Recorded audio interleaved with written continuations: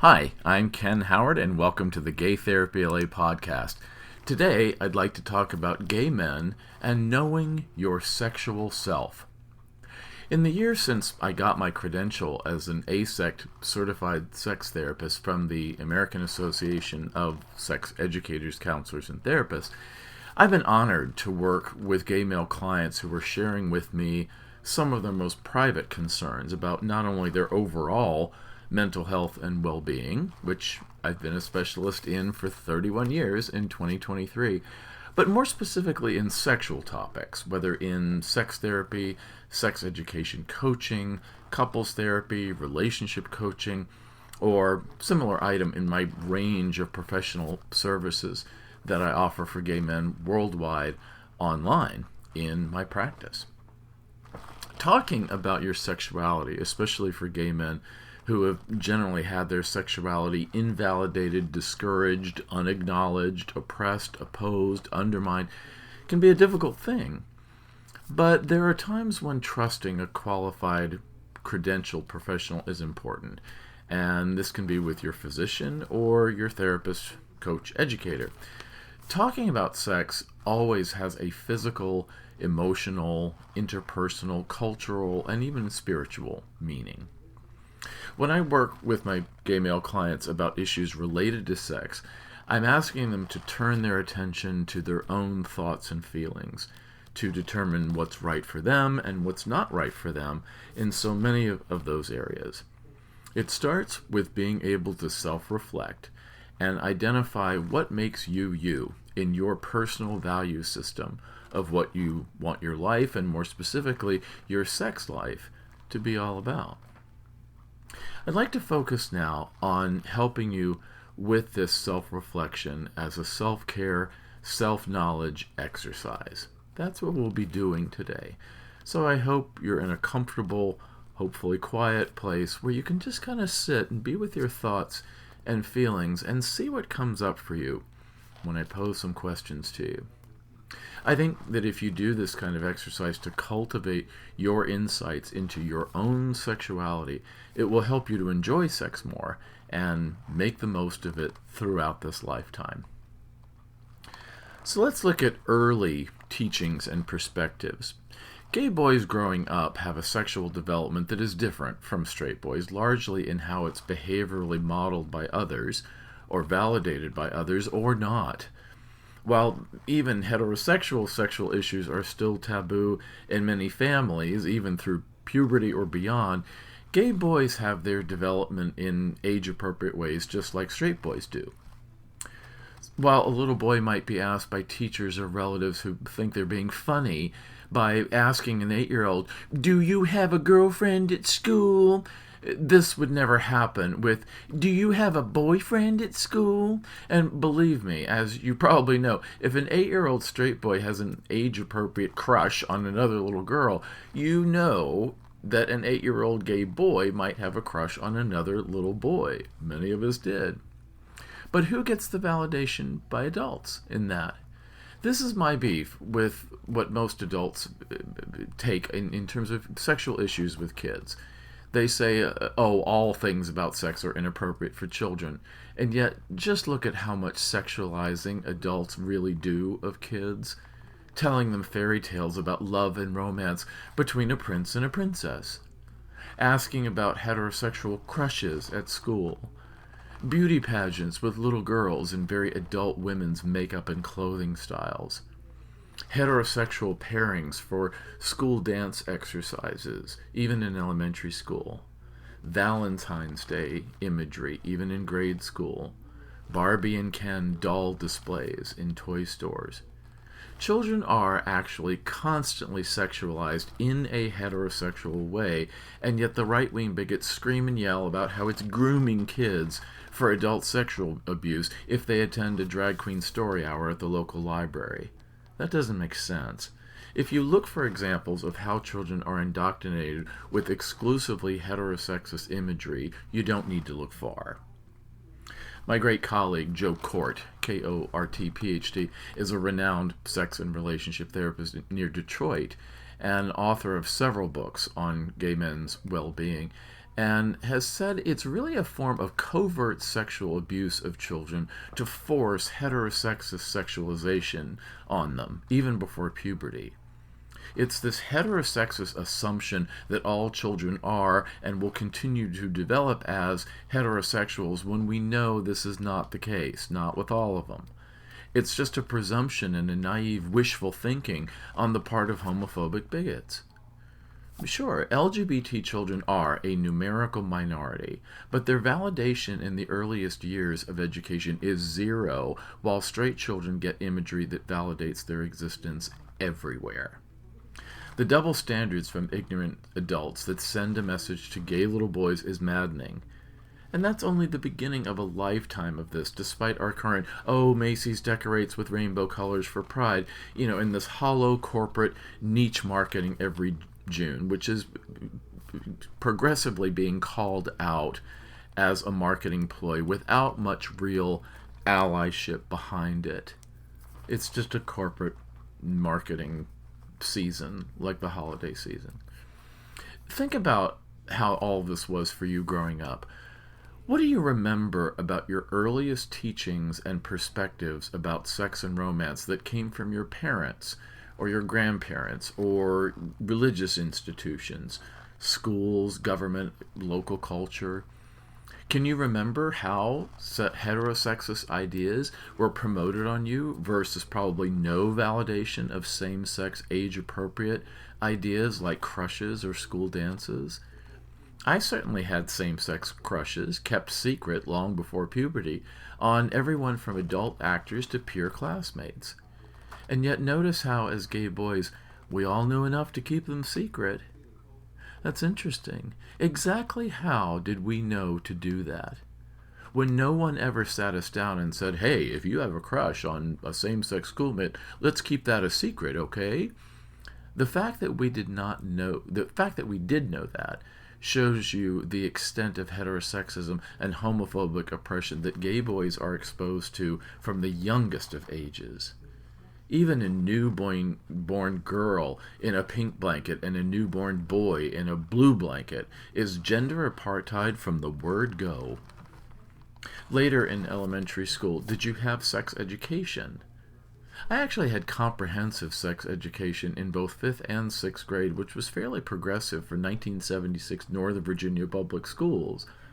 But what was your formal or school education about sex? Did you even have any? Was it part of the public school or your private school curriculum? Did you have an abstinence-only curriculum or more comprehensive sex ed? Did they include anything about LGBTQ plus people? Was your education in a religious institution like a Catholic parochial school? What did they teach you there that was the same or different from your adult perspective now?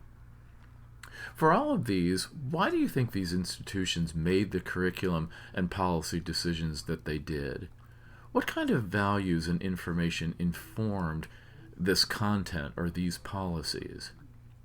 My guess is that the bedrock of this content was based in Judeo-Christian teachings, aggressive mandates about traditional gender roles, and certainly exclusive of anything that acknowledges or validates anything except heterosexuality, and even that for the purposes of marriage and procreation of the species, with the emphasis on men's pleasure.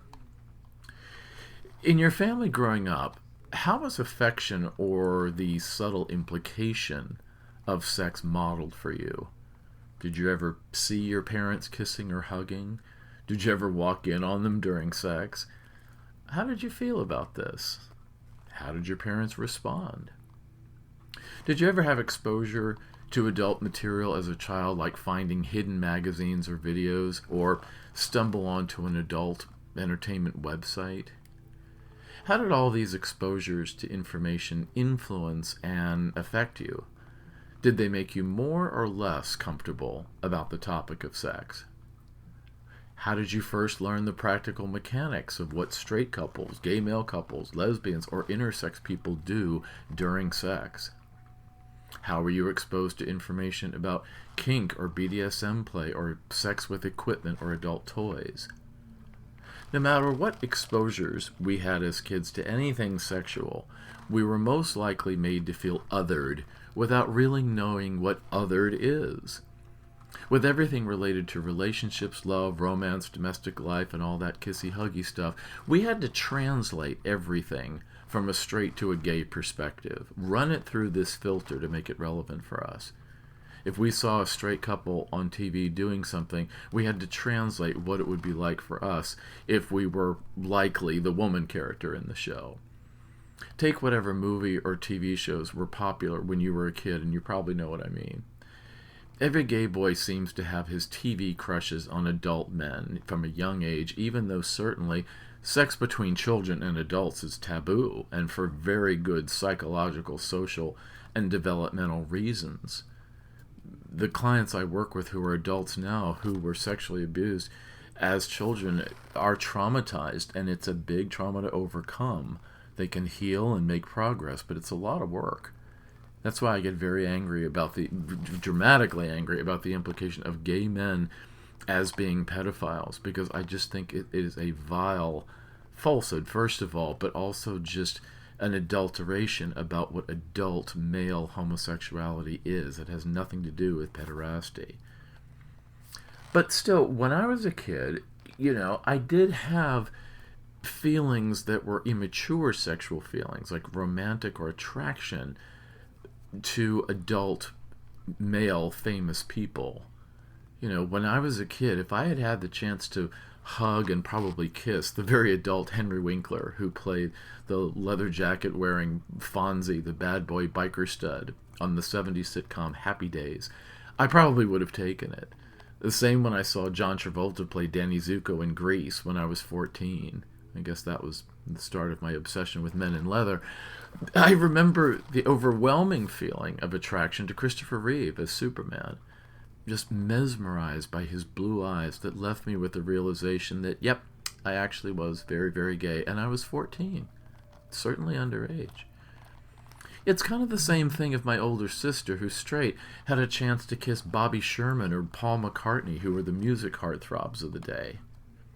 Now, I'm not advocating child-adult sex, but those feelings in kids and teens can be there, just as there can be crushes on our peers that are our own age at school. And yet discussing this at all in today's hysterical discourse would be impossible. Adult parents, school administrators, clergy, and others have had a really hard time understanding that kids can have a very powerful romantic, and usually at puberty, a certain kind of developing, somewhat half-baked, strong sexual feelings in their own developmentally evolving way. And yet these feelings are almost never validated or talked about, certainly not for gay, lesbian, or bisexual kids. Adults normalizing both opposite and same-sex attractions while at the same time teaching about sexual boundaries to protect children and teens from exploitation and harm would go a long way in supporting the new generation, if we could ever get there. Part of the reason we have the societal problems we do, from sexual abuse to teen pregnancy to sexual adults to LGBT teen suicide, is because these things aren't talked about in compassionate and pragmatic terms.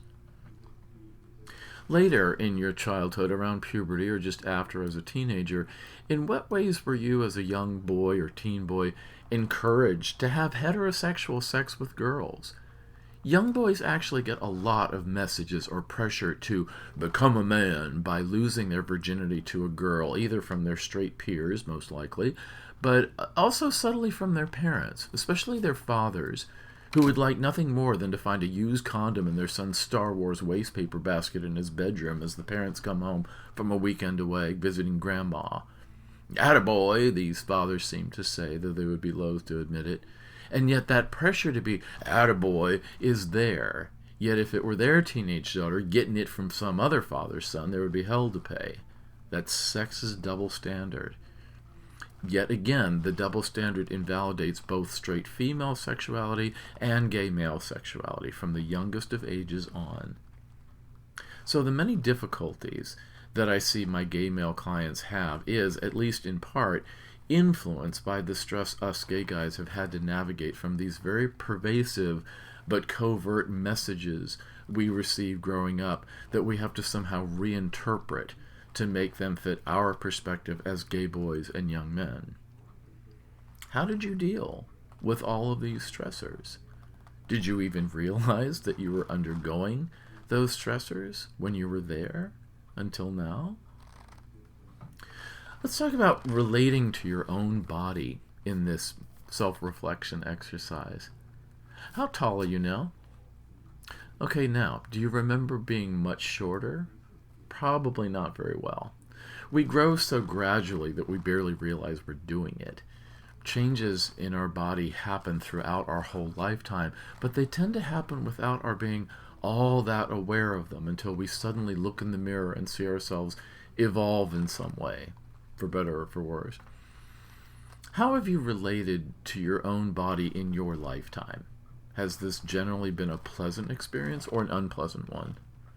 Do you like your body now? Do you like it more or less than you did in the past?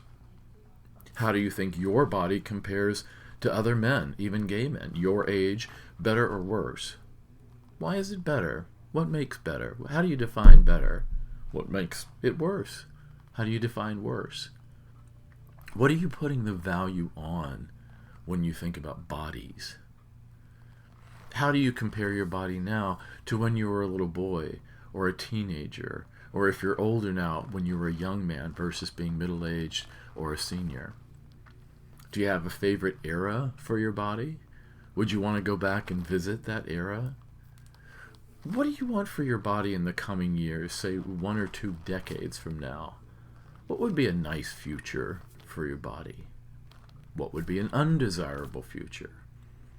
How does this fit into your sexual identity and the things that you do as a means of sexual expression? Part of knowing ourselves sexually is having some perception about our bodies, including the erotic zones like our mouth, our cock, our balls, our ass, our pits, our hands, our feet. Do you feel like with the body you now dwell in that these erotic zones are put to good use periodically in a way that you derive pleasure from? What would have to change for you to get more enjoyment out of them? What changes would you like about your body or in your mind about how you feel about your body? Your body is a lot of what we're working with in our sexual selves, but there are other considerations like our mind and our heart and our spirit. There's that saying, the mind, the brain, is the biggest sex organ. All of these are present when we enter sexual space in our lives. Or do you? When was the last time you felt like you were in a sexual space, either alone or with a partner?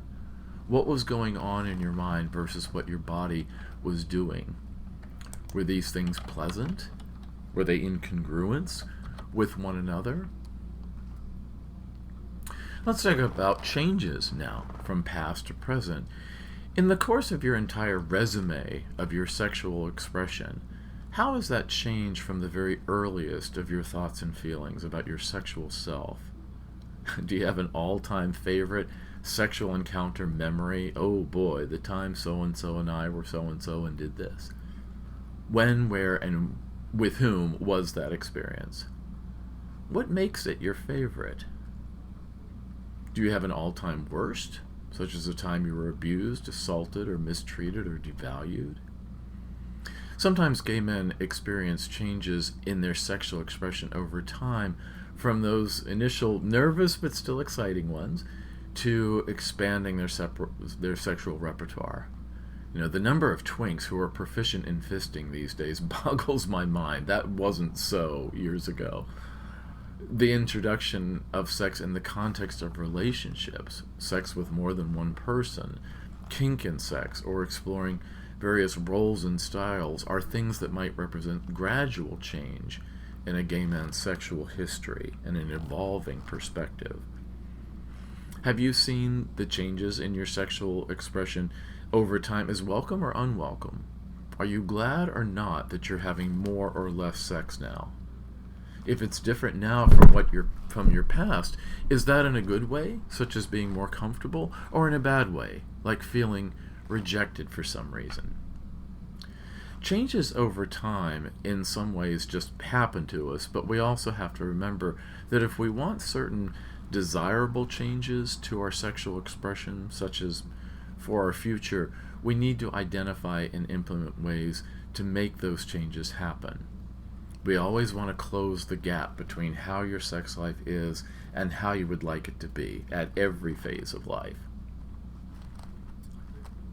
Let's talk about fantasies.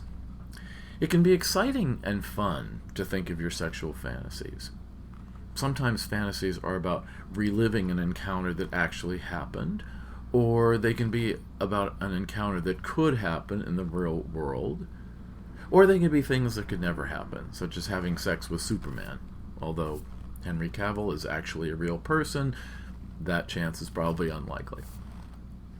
In your fantasies, are you aroused by roles or scenarios where you are submissive to a partner or dominant with one? What people populate your fantasies? What setting do your fantasies take place in? What activities are you doing before or after or during sex? How do you feel about your fantasies? Are these pleasant or exciting things to imagine, or do you feel guilty or uneasy or even disturbed by what your imagination gives you? It might help to know that the excellent work by sexologist Justin Lehmiller, Lehmiller, Justin Lehmiller, wrote a book called Tell Me What You Want. And that was based on his study of 4,000 people, all diverse backgrounds, and their sexual fantasies. And he found that our sexual fantasies from person to person and worldwide across cultures are remarkably similar. No matter what fantasy you have, no matter how unique you think it is, there is probably an entire community of people who feel the same way or have the same kinks. The internet has been great for validating this with various groups or content websites. And that can be validating to know you're not at all weird or unique or alone in some of the most evocative scenarios. Let's talk about your hopes. What are your current hopes for the future of your sexual expression? Is there something that you're looking forward to trying if you have the chance? Is there a way that you could let yourself have that chance? What would you have to do to manifest a fantasy or a hope for what you want to experience? What resources would you need to coordinate or rally or activate to bring yourself into that domain? Let's talk about fears. What about fears? What do you fear about your sexual self? Is there a FOMO, fear of missing out? Is there a fear a desired fantasy might turn unpleasant or dangerous? Is there a fear of a practical impediment, such as erectile dysfunction or premature ejaculation, or what I call a hygiene accident that inhibits you?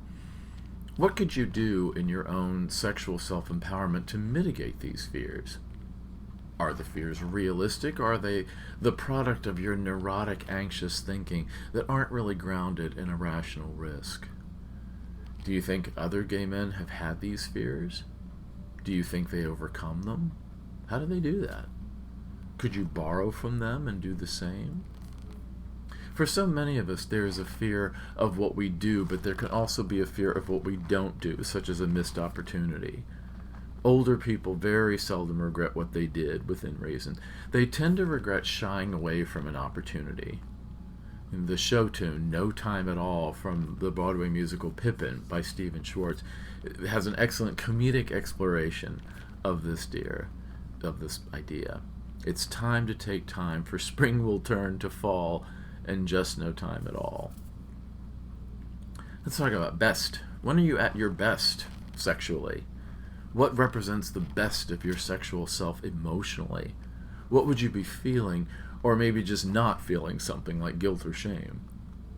What about physically? When you are at your best sexual self physically, where in your body do you feel that? Or is it about feeling another guy's body physically? What part of your body's stimulation represents the pinnacle of your satisfactory sexual experience? We probably all have an ultimate of, oh boy, more of that. But that might be different for different people. Where are you socially at your best sexual self? in a private bedroom with one other person, more than one other person, at a party, at a commercial venue like a sex club or a bathhouse, on a loud dance floor, a quiet forest, a gritty urban alley, a soft barn hayloft, a car back seat, a hot tub, a pool? What kind of social context or people are you with when you're having the best of times? Let's talk about the worst. Reflecting on knowing your sexual self, what represents the worst of your sexual experience?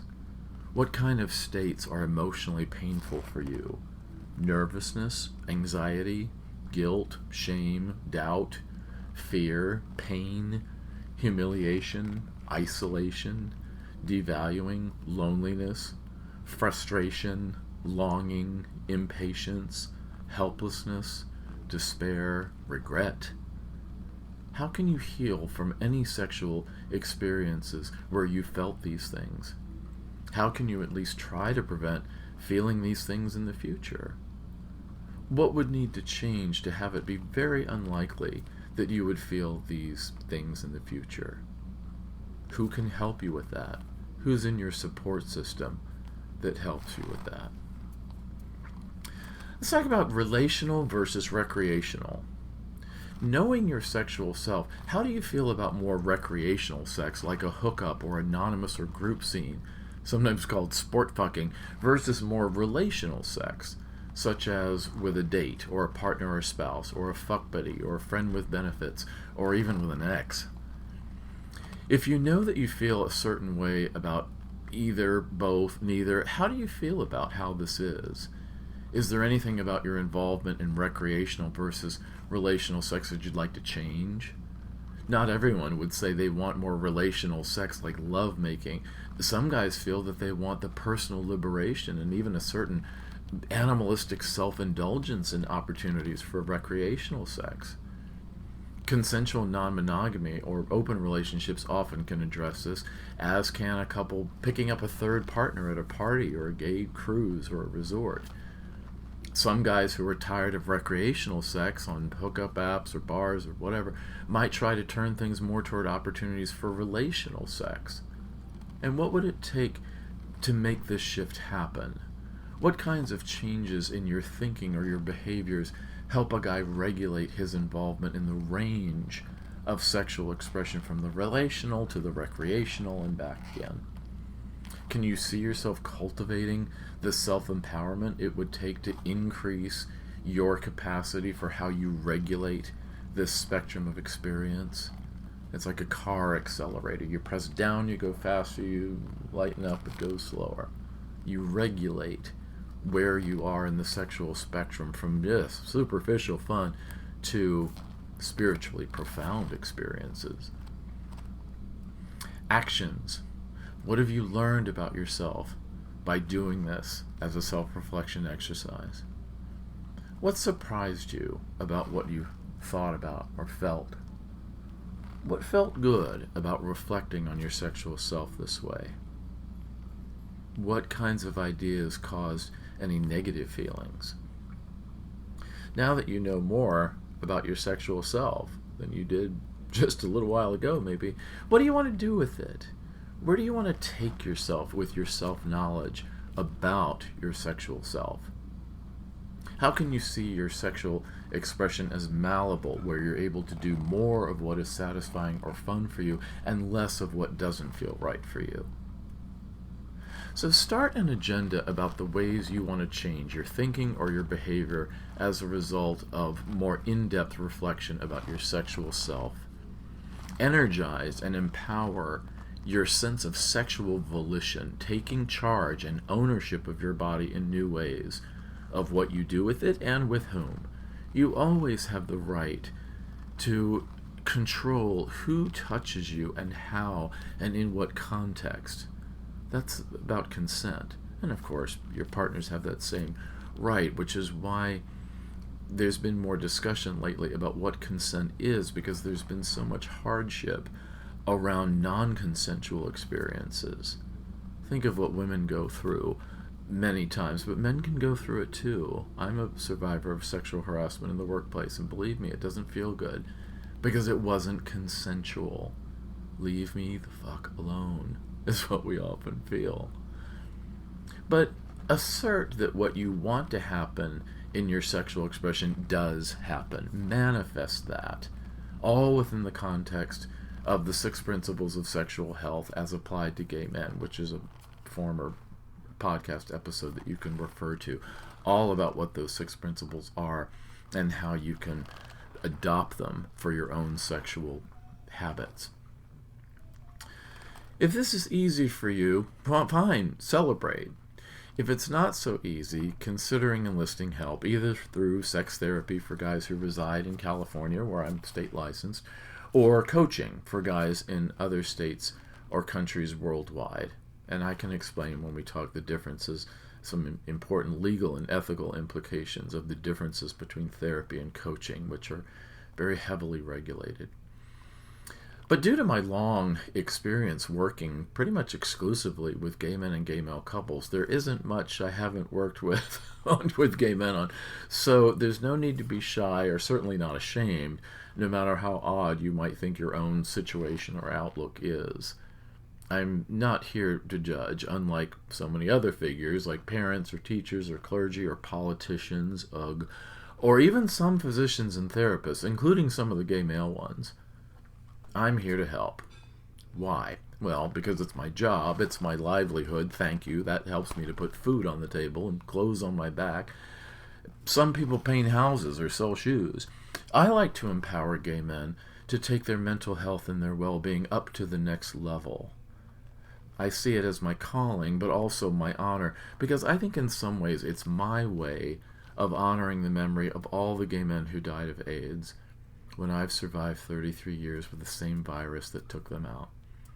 And if they were still all here with us, I think that they would want us to learn to live better, despite the all too real challenges we still face in bigotry and oppression worldwide.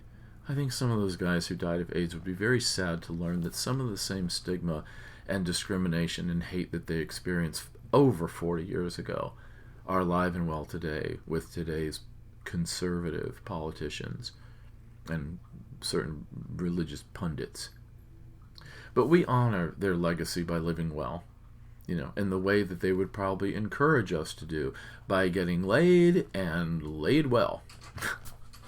So if you'd like more information on therapy or coaching services with me, please call or text 310-339-5778. That's 310-339-5778. That's on your phone, or that's also my number on WhatsApp. Or email me, ken@gaytherapyla.com or ken@gaycoachingla.com. Both of those are my websites. And gaytherapyla.com or gaycoachingla.com/blog is where I have a big library of blog articles that predate the podcast show. But of course there's many other podcast episodes that you might find interesting too. And wherever you can, guys, please try to leave a review if you're enjoying the show and share it with other people. It reaches a lot of people around the world, which is a lot of fun to see. But I would like for us to be able to reach more, because gay men are just underserved in supportive resources the world over. So we want to all try to work to change that. You owe it to yourself to make the most out of your life, and that can be very rewarding at every phase of life. Thanks, and I'll see you next time.